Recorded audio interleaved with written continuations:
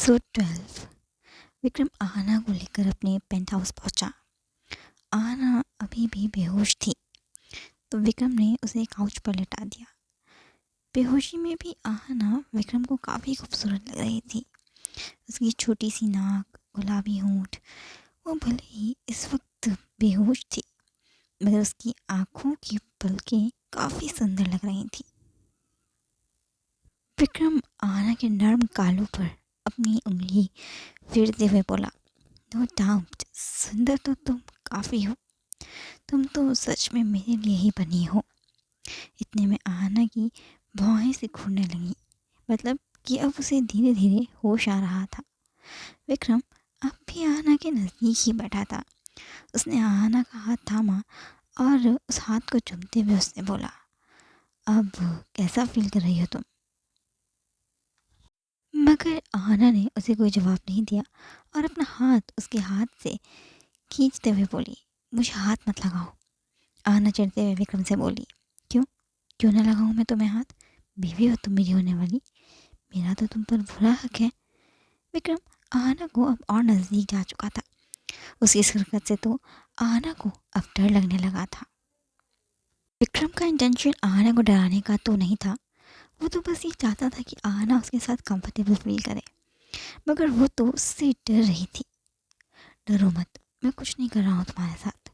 विक्रम ने आहना से बस इतना ही कहा था कि तभी वो उसे बीच में ही काटते हुए बोली, तो तुम मुझे यहाँ क्यों लेकर आए हो?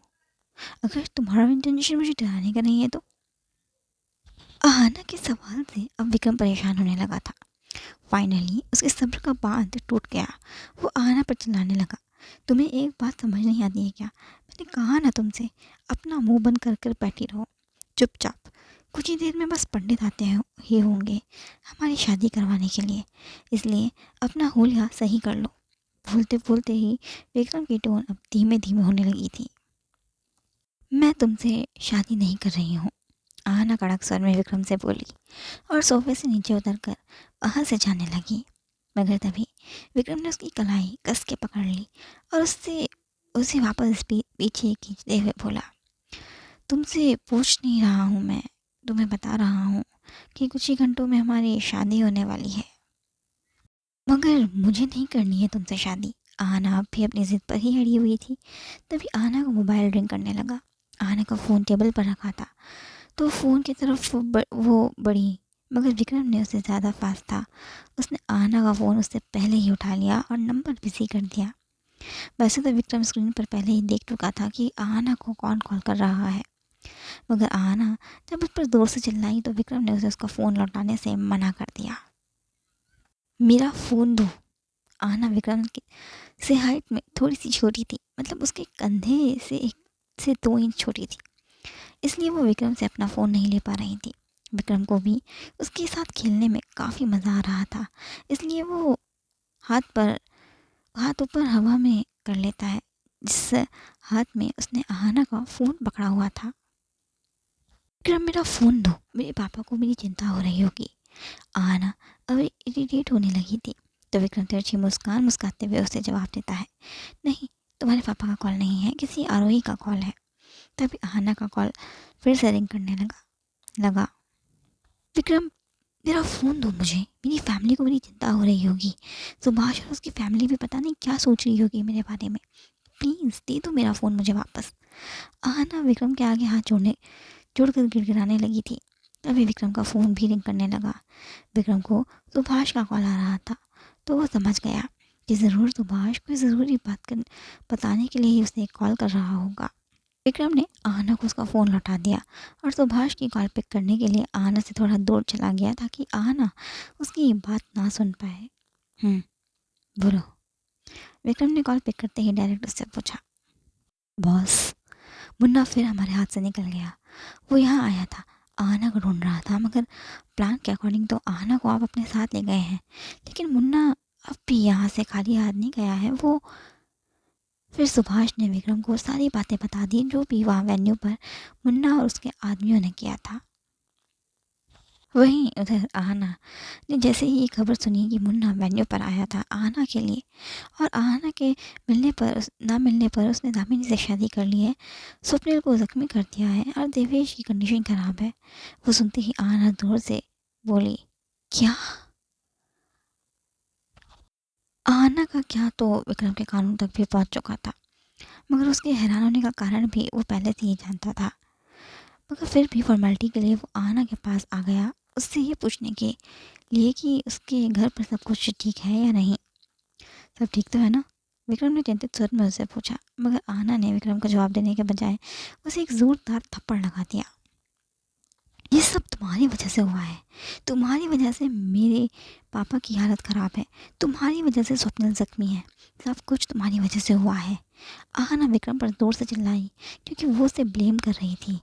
आहना का यूँ इस तरह से बिना बात के ब्लेम करना विक्रम को बिल्कुल अच्छा नहीं लगा। आहना का गुस्सा बस अब बढ़ते ही जा रहा था। उसने विक्रम का कॉलर कस के पकड़ लिया क्योंकि वो अपना आपा खो चुकी थी। वो विक्रम से बोली, अभी के अभी मुझे हॉस्पिटल लेकर चलो, तुम्हारी किसी भी तरह की मुझे कोई बकवास नहीं सुननी है अब, समझे तुम? आहना जिस तरह से रिएक्ट कर रही थी विक्रम के साथ, वो हरकतें उसे हजम नहीं हो पा रही थी। उसका मेल ईगो काफ़ी बुरी तरह से हर्ट हो चुका था, मगर विक्रम ने अभी तक आहना को पलट कर एक शब्द तक नहीं कहा। विक्रम ने आहना का हाथ थामा और उसे हॉस्पिटल ले गया। हॉस्पिटल पहुंचते ही आहना सबसे पहले स्वप्निल के वार्ड में गई भागकर। स्वप्निल, अब कैसा है तू? आहना ने चिंतित भरे स्वर में उससे पूछा। स्वप्निल का घाव काफ़ी दर्द कर रहा था क्योंकि उसे उसके लेफ्ट हैंड पर गोली लगी थी। वैसे तो डॉक्टर स्वप्निल के हाथ से बुलेट निकाल चुके थे, मगर उसका जख्म अभी भी ताज़ा था, इसलिए वो ज़्यादा कुछ बोलने की हालत में नहीं था क्योंकि उसे अभी दवाइयों का असर था। वहीं पास खड़ा विक्रम ये सब कुछ देखकर खुद से बोला, आज जो तुमने किया है ना आहना, शादी हो जाने के बाद मैं तुमसे सूद समेत बदला लूँगा। वहीं दूसरी तरफ स्वप्निल था जो आहना को अपनी आंखों के सामने देखकर मुस्कुरा रहा था क्योंकि आहना मुन्ना के जाल में फंसने से बच गई थी, और दुर्गा जो हमेशा से आहना के लिए बुरा चाहती थी, आज उसकी खुद की बेटी के साथ बुरा हो गया था। मैं ठीक हूँ, तू अपना बता। स्वप्निल नींद में बड़बड़ाया और फिर वो गहरी नींद में फिर से सोने लगा। स्वप्निल को बेहोशी की हालत में देख आहना को उसकी चिंता होने लगी, मगर तभी वार्ड में डॉक्टर दाखिल हुए। उन्होंने स्वप्निल को चेक किया। वो अब खतरे से पूरी तरह से बाहर था, मगर आहना के चेहरे पर टेंशन साफ नजर आ रही थी डॉक्टर को। डॉक्टर आहना से कहते हैं, डोंट वरी, अब ये बिल्कुल ठीक है, घबराने वाली कोई बात नहीं है। पक्का? आहना ने ऐसे कहकर एक और बार डॉक्टर को कंफर्मेशन लिया। जी पक्का। डॉक्टर ने एक और बार अपना कंफर्मेशन दिया तो आहना अब हल्का सा मुस्कुराई। उसे मुस्कुराते हुए देख विक्रम को जलन हुई। उसने डॉक्टर का ध्यान अपनी ओर खींचने के लिए आहना के कंधे पर अपना हाथ रखा और डॉक्टर से बोला नॉर्मल टोन में, आप पेशेंट का प्रॉपर्ली टेक केयर कीजिए, अब हम चलते हैं। विक्रम की हरकत देख आहना को काफ़ी अटपटा लगा, मगर उसने डॉक्टर के सामने विक्रम को पलट कर कुछ नहीं कहा और फिर वो वार्ड से बाहर जाने लग के लिए दरवाजे की तरफ बढ़ गई। अब बारी थी देवेश के वार्ड की। आहना अपने पिता के वार्ड में जाने के लिए कॉरिडोर पहुंची तो वहां उसने आरोही, अंशुल और अर्चना को देखा। उनके साथ में उसे दुर्गा बुआ, दामिनी और दिव्य नजर नहीं आए। मम्मी, पापा कैसे हैं आप? आहना ने अर्चना से पूछा। उसकी आवाज़ सुनते ही अर्चना बेंच पर से उठी और गुस्से से आहना की तरफ बढ़ गई। बज़ात नास पिटी, कहाँ से आ रही है तू अपना मुंह काला करवा कर? तेरे अंदर शर्म लाज नहीं है क्या? आखिरकार चली चली कहाँ गई थी तू? अपनी चली ही गई ना तो अपनी माँ के नक्शे कदमों में, भगौड़ी कहीं की। भागने से पहले तूने एक बार भी नहीं सोचा ना अपने बाप के बारे में, अपनी दादी, अपने छोटे भाई बहन के बारे में? किसी के बारे में सोचना तो तूने ज़रूरी नहीं समझा ना? अर्चना आहना के साथ मारपीट कर रही थी, उसे भला बुरा कह रही थी, मगर तभी वहाँ माधुरी आ गई अपनी छड़ी के सहारे चलते हुए। अगर तूने मेरी पोती के खिलाफ एक और अपशब्द कहा ना अर्चना, तो मैं तेरी ज़ुबान बाहर खींच लूँगी। मेरी पोती भगौड़ी नहीं है, क्योंकि अगर ये भगौड़ी होती ना तो ये अपनी छोटी बहन के फ़ोन करने पर वापस नहीं आती, समझी तू? माधुरी आहना का पक्ष लेते हुए अर्चना को बुरी तरह से खरी खोटी सुनाने लगी। तभी देवेश के वार्ड से नर्स बाहर आई। वो शांति से सासमत फैमिली को समझाते हुए बोली, आप लोग प्लीज शोर मत कीजिए, अंदर पेशेंट को डिस्टर्बेंस हो रही है। सॉरी सिस्टर, आहना बोली, अपनी पूरी फैमिली की तरफ से माफ़ी मांगती है। तब तक तो नर्स वापस से वार्ड में जाने को हुई। तभी आहना नर्स से बोली, मुझे मेरे पापा से मिलना है, क्या मैं उनसे मिल सकती हूँ? आहना तो नर्स आहना ने कहा तो नर्स ने अपना सिर हाँ में हिलाया और आहना के लिए वार्ड का दरवाज़ा खोल दिया। देवेश अभी भी काफ़ी सीरियस लग रहा था, हालांकि उसकी आंखें अभी बंद थीं। विक्रम जो काफ़ी देर से चुप खड़ा था, वो भी आहना के पीछे पीछे वार्ड के अंदर दाखिल हो गया। उसे आहना के पीछे जाते देख अर्चना और माधुरी वो दोनों ही सोच में पड़ गए कि आखिर वो बार बार आहना को क्यों फॉलो कर रहा है। उनकी उस कन्फ्यूजन को दूर क्लियर करते हुए आरोही बोली, दादी मम्मी, ये विक्रम सर हैं, मेरे और आनंदी के कॉलेज में प्रोफेसर हैं। तो माधुरी हल्का सा मुस्कुराई, मगर अर्चना उसका दिमाग एकदम से खटका कि ज़रूर आहना और विक्रम के बीच कुछ है। वहीं वार्ड के अंदर आहना ने जैसे ही पापा कहा तो देवेश ने अपनी आंखें खोली। आहना की आवाज़ सुनते ही, आहना। देवेश आहना का नाम बार बार फुसफुसा रहा था। पापा, पापा अब कैसे हो आप? देवेश का हाथ अपने हाथ में लेते हुए आहना ने उससे पूछा। तो कहाँ चली गई थी? देवेश की आवाज़ अभी भी लड़खड़ा रही थी क्योंकि उसे बोलने में काफ़ी दिक्कत हो रही थी। पापा, अभी आप कुछ मत बोलो, आप बस आराम करो। आहना अपने पिता की कंडीशन को देखते हुए उससे ऐसे फील करवाना चाह रही थी जैसे कुछ हुआ ही नहीं है। नहीं, मैं ठीक हूँ, पहले तो ये बता कि तू कहाँ चली गई थी? देवेश लगातार आहना से पूछे जा रहा था। तो विक्रम जो काफ़ी देर से चुप था, उसकी आवाज़ देवेश के कान में पड़ी। मेरे साथ थी आपकी बेटी। देवेश की आवाज़ सुनते विक्रम की आवाज़ सुनते ही देवेश के चेहरे पर डर की लकीरें पैदा हो गईं। उसके चेहरे का रंग एकदम फीका पड़ गया।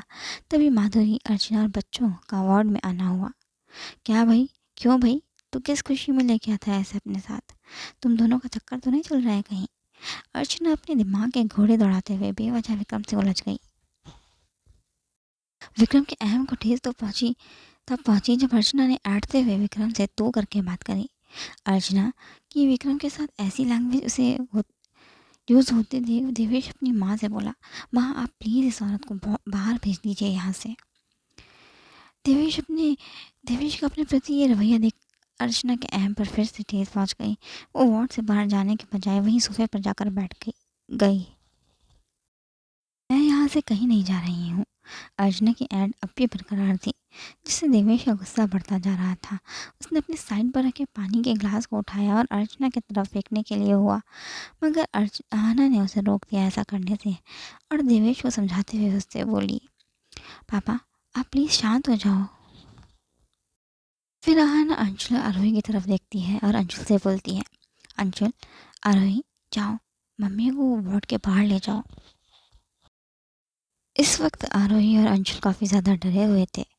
जो कुछ भी आज शादी वाले वेन्यू पर हुआ था उस वजह से, इसलिए वो दोनों अच्छे बच्चों की तरह उसकी बात मानते हुए अर्चना को वार्ड से बाहर ले जाने लगे, मगर अर्चना ने सोफे पर से उठने से मना कर दिया।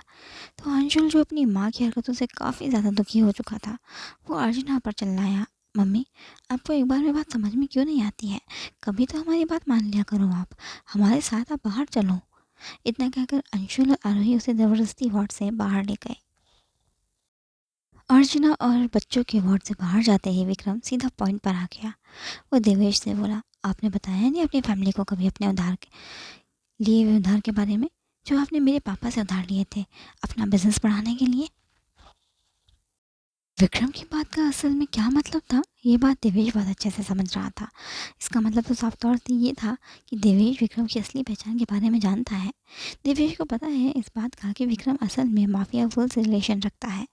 हालांकि विक्रम जैसा माफिया बॉस किसी के लिए हार्मफुल नहीं था, क्योंकि वो किसी माफिया वर्ल्ड में रहकर मजबूर और बेसहारा लोगों के हक के लिए लड़ता है, मगर कभी कभी उसे हदें भी पार करनी पड़ जाया करती थी। बस इसीलिए देवेश को विक्रम से डर लग रहा था, इस बात का कि कहीं विक्रम अपने दिए हुए पैसों के बदले में आहना का हाथ ना मांग ले उससे। की बात सुनते ही माधुरी देवेश से बोली, देव, ये लड़का क्या बोल रहा है? क्या सच में तूने इसके बाप से पैसे उधार लिए थे? जी माँ, मैंने लिए थे मैंने इनके पिता से पैसे उधार, मगर अपने अपने लिए नहीं, बल्कि अपने परिवार को अच्छी ज़िंदगी देने के लिए, ताकि मेरा परिवार भी अच्छी ज़िंदगी, अपनी ज़िंदगी के हर एक पल को खुशी खुशी जिए, ना कि किसी बोझ की तरह जिए। मैंने सोचा था कि मैं अगर अपना कारोबार बढ़ा लूँगा तो कमाई अच्छी होने लगेगी। मेरी दोनों बेटियां अब शादी के लायक हो गई हैं। कुछ सालों में मेरा अंशुल 12वीं कर लेगा। मेरा भी सपना है कि मेरा बेटा बड़े नामी कॉलेज में पढ़े। मेरी दोनों बेटियों की शादी बड़े घर में करूं। बस बड़े लोगों जितनी बराबरी करने के लिए मैंने ये सब सोचा। इतना कहते कहते देवेश की आंखें नम हो गईं। वो आहना और माधुरी से देवेश की ये हालत देखी नहीं जा रही थी। वहीं दूसरी तरफ विक्रम था। उसका इंटेंशन देवेश को हर्ट करने का तो बिल्कुल नहीं था, मगर आहना से शादी करने का एकमात्र यही रास्ता उसे दिख रहा था, ताकि वो कोमल को दिए प्रॉमिस को पूरा कर सके।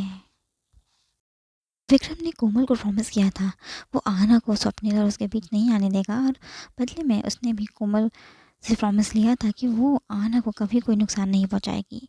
कोमल ने भी अपने भाई की बात का मान रखा और उसे प्रॉमिस कर दिया कि वो कभी आहना को तंग नहीं करेगी और वापस से उसके साथ नॉर्मल बिहेव करेगी जैसे वो पहले किया करती थी।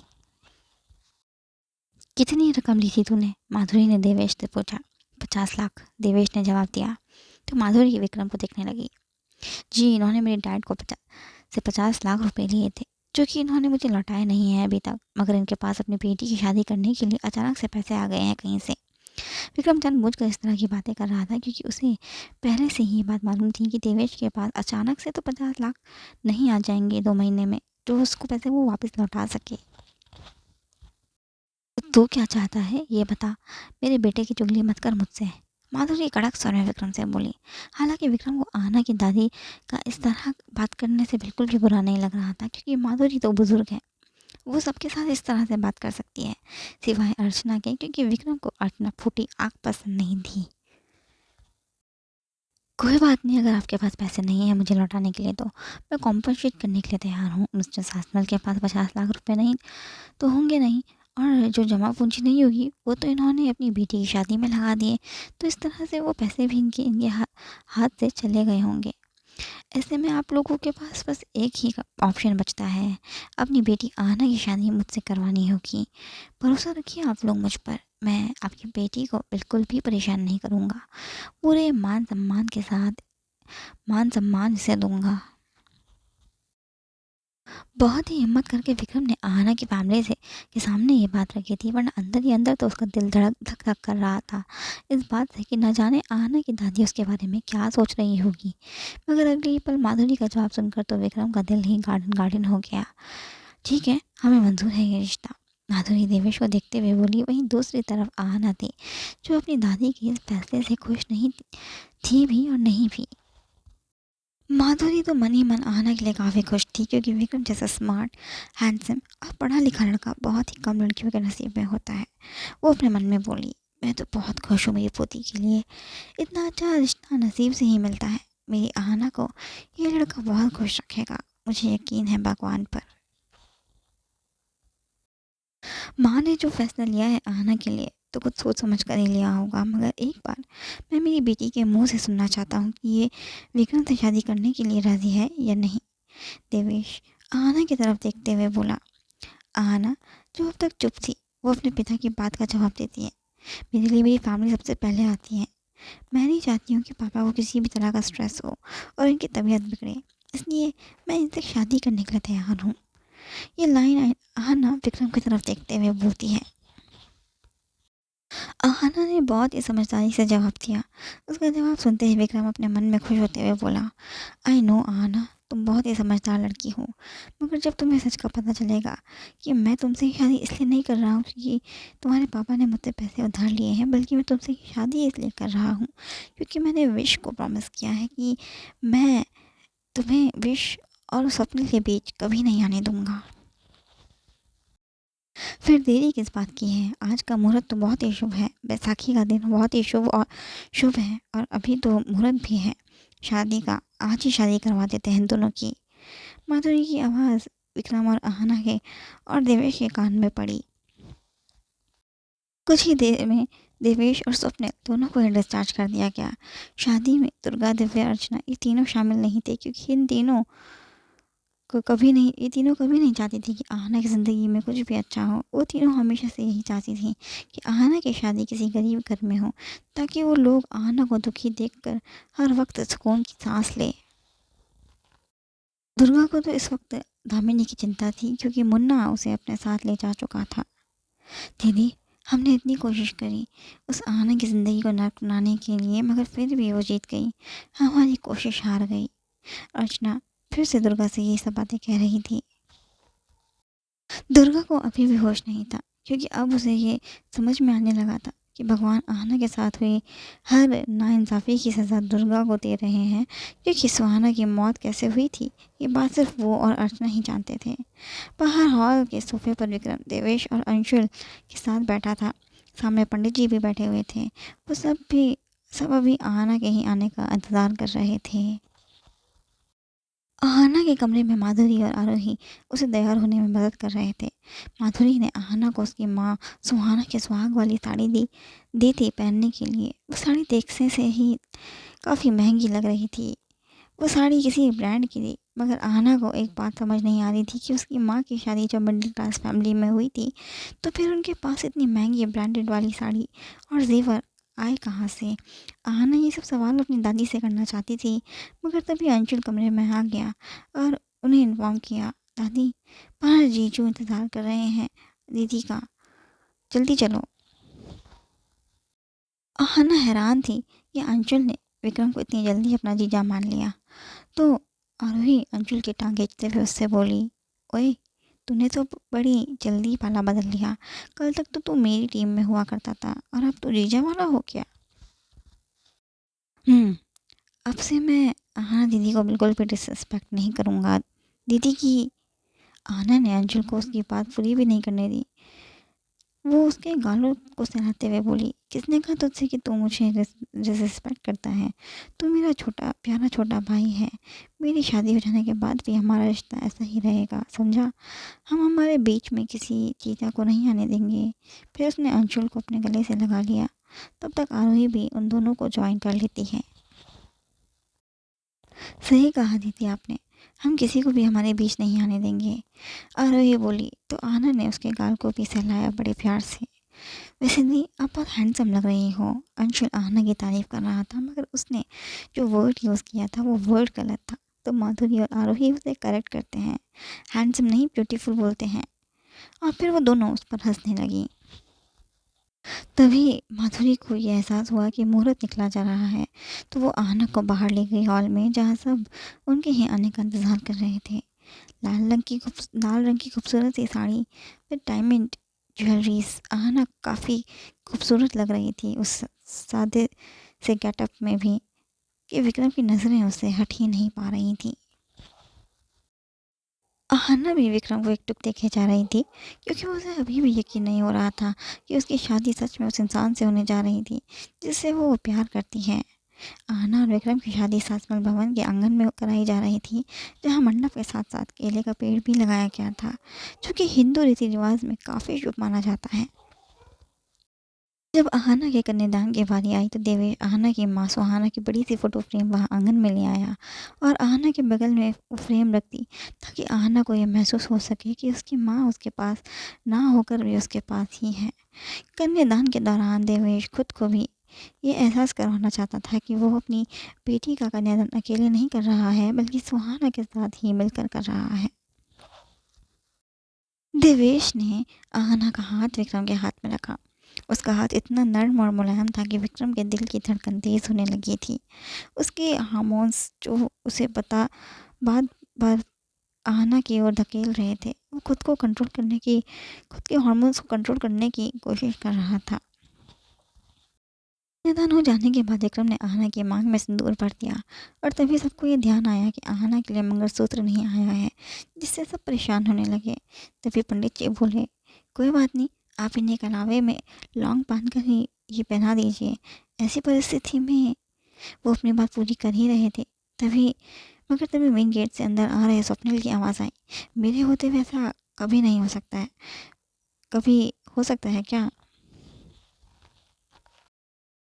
एक बार फिर से विक्रम को आग लग चुकी थी स्वप्निल को देखकर। वो दोनों ही एक दूसरे को खा जाने वाली नज़रों से घूर रहे थे, मगर तभी आहना मुस्कुराते हुए बोली, आ गया तू? तुझे तो डॉक्टर ने आराम करने को कहा था ना, फिर तू यहाँ क्यों आया है? मेरा आना तो बहुत ज़रूरी था, मेरे बिना तेरी शादी कैसे हो सकती है?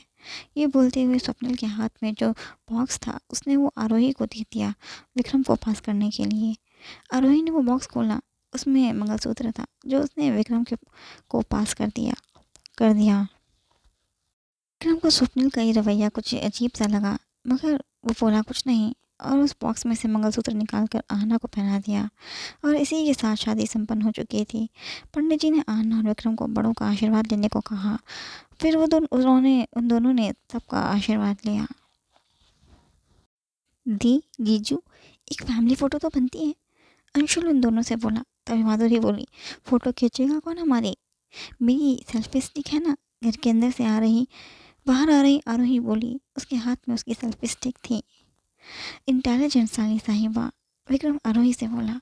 और फिर विक्रम ने आरोही की सेल्फी स्टिक से अपना फ़ोन अटकाया और एक परफेक्ट सी फैमिली पिक्चर क्लिक करी। आज के लिए बस इतना ही। अगर आपको आज का एपिसोड अच्छा लगा तो वीडियो को लाइक करें, शेयर करें, कमेंट करें और चैनल को सब्सक्राइब करना ना भूलें। Till then take care and bye bye.